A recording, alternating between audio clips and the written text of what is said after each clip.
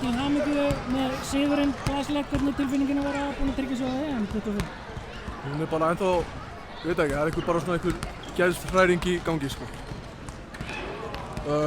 Mikið spennufall, ég alltaf fáralega ánægður en ég held ég sé ekki alveg búin að ná að synga það sinn. Það svo mikið að gerast og mikið af fólki og þú veist að maður grét einhvern veginn eftir leik og svo þú veist allir að faðma mann og maður bara svona, einhvers staðar þarna uppi og kemur vonandi ekki niður sem fyrst sko.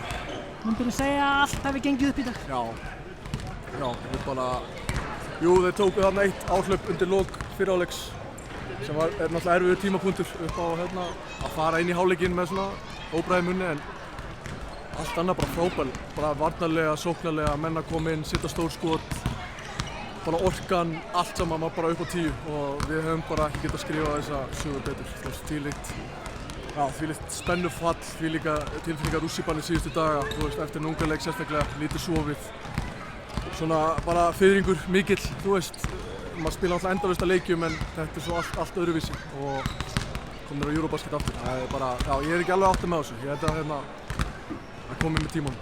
En að leiknum, Tyrkirnir, komu þeir óvart eða voru þeir bara eins og þið bara bjuggust við, bara búið að undirbúa ykkur vel fyrir þá eða hvernig svo? Já, komur óvart, kannski smá. Það þá Kvilby kannski sinn besta mann líka sem kom með liðinu. Tveir af þeirra bestu mönnum komu ekki með heldur hingað til landsins, þannig að ég var ekki alveg viss hverju ég átti að búast við. Þú veist, auðvitað vilja hinir sýna sig og fá sæti í liðinu á Eurobasket.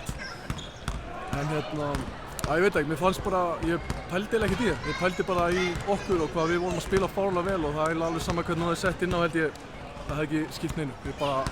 Þetta var okkar í dag og við fórum og tókum það. Og sko mótir á EM25 og hafa svipað riðil á 15 eða? Ætli það verði ekki bara þessar 5 sterkustu þjóðir í Evrópu með okkur eins og vanlega. Ég veit allan að sigurvegarinn verður í okkar riðli. Þannig er það alltaf. Það er lenskan. Takk fyrir þetta og til hamingju. Takk fyrir.